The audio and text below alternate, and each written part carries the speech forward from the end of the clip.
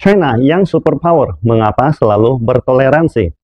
Para ahli Rusia pernah mengatakan bahwa diplomasi khas China sangat mirip dengan gerakan luas Tai Chi, yang sangat kuat di dalam namun fleksibel di luar. Dan ini juga merupakan kebijaksanaan yang diambil China dari sejarahnya. China modern pernah memasuki abad penghinaan atau 100 tahun penghinaan nasional, mengacu pada periode intervensi dan imperialisme oleh kekuatan Barat dan Jepang di Tiongkok antara tahun 1839 dan 1949. Awal abad penghinaan ini biasanya berasal dari pertengahan abad ke-19 pada malam Perang Candu pertama.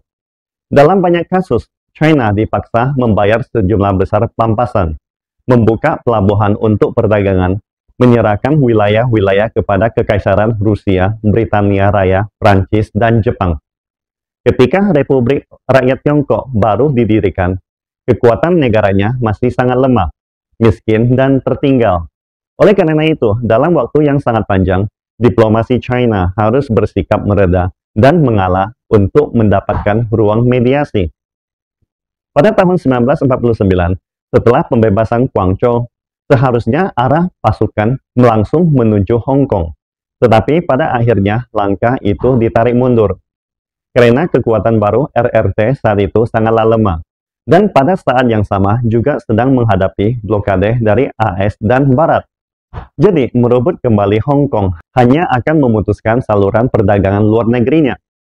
Misalnya, mantan legendaris Mao Zedong mengunjungi Uni Soviet, membahas pinjaman bantuan, dan mengambil kembali kepentingan Uni Soviet di wilayah timur Laut China. Namun, saat itu, Uni Soviet yang adidaya menolaknya. Tetapi, Mao Zedong menunjukkan sikap yang teguh, namun tidak merendahkan diri. Seiring perkembangan kekuatan militer China dalam Perang Korea, Uni Soviet akhirnya mulai mengalah. Karena itu, aliansi China-Soviet memberikan pelajaran terbesar kepada China. Jika kekuatan kedua negara setara, atau bahkan jika bukan sekutu, itu lebih baik daripada sekutu.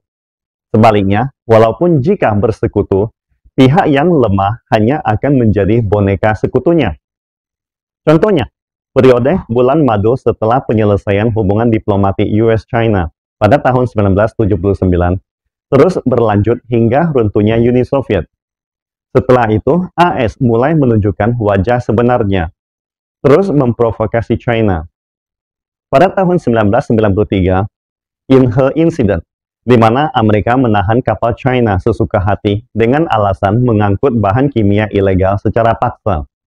Meskipun pada akhirnya tidak ada bukti yang ditemukan, mereka tetap menahan kapal dan kru China selama 3 minggu. Bahkan setelahnya, Amerika Serikat menolak untuk meminta maaf kepada China. Contoh lainnya, pada tahun 1999, ledakan kedutaan besar China di Serbia. Saat itu, NATO mengklaim kesalahan lokasi. Secara tidak sengaja meledakkan kedutaan besar China, yang menewaskan 3 wartawan dan melukai puluhan orang lainnya. Pada tahun 2001, insiden tabrakan pesawat di LCS, di mana pesawat pengintai Amerika masuk ke dekat Pulau Hainan secara diam-diam, melanggar teritori udara China dengan jelas. Bahkan lebih dari itu, mereka mengabaikan peringatan China dan langsung menabrak pesawat tempur yang dikirim China untuk mengusir mereka, menyebabkan kematian pilot pesawat China. Sejak akhir abad ke-15 era Age of Discovery, muncullah beberapa hegemon dunia. Generasi pertama dari Kekaisaran Matahari Terbit yang sejati, Spanyol, di mana pada masa kejayaannya menguasai Eropa, memiliki armada tak terkalahkan, dan 80% emas dan perak yang ditambang di seluruh dunia telah dijaranya. Namun, karena kekayaan yang datang begitu mudah, menyebabkan Spanyol tidak fokus pada pengembangan ekonomi yang kokoh. Akibatnya, Spanyol melewatkan revolusi industri. Perlu diketahui, meskipun Eropa sering terlibat perang, pada umumnya negara-negara Eropa lainnya akan berhenti sejenak setelah pertempuran tertentu. Tapi tidak dengan Spanyol. Selama lebih dari 100 tahun sejak abad ke-16, mereka hampir selalu berada dalam keadaan perang. untuk memecah belah Italia dan melawan Perang Italia, menindas pemberontakan petani Jerman dan penguasa Protestan, menindas pemberontakan Protestan Belanda dan berperang melawan Kesultanan Utsmania, menaklukkan Inggris, dan sebagainya. Perang yang terus-menerus membuat kekuatan Spanyol hancur berantakan, hampir menguras semua kekayaannya. Mereka hanya bisa berutang besar-besaran untuk berperang. Pada akhirnya, Spanyol benar-benar kehilangan pangkalan mereka di Eropa. Di paruh pertama abad ke-17, Belanda naik menggantikan Spanyol sebagai kekuatan terkemuka di dunia. Namun, mereka tidak belajar dari kesalahan Spanyol dan terlibat dalam perang hegemoni yang berkelanjutan. 3 perang antara Inggris dan Belanda, ditambah beberapa perang dengan Prancis, menguras keuangan negara Belanda. Kerugian berat di koloni mereka, dan kekuatan mereka merosot dalam waktu singkat. Dan sebagai penguasa laut global digantikan oleh Inggris.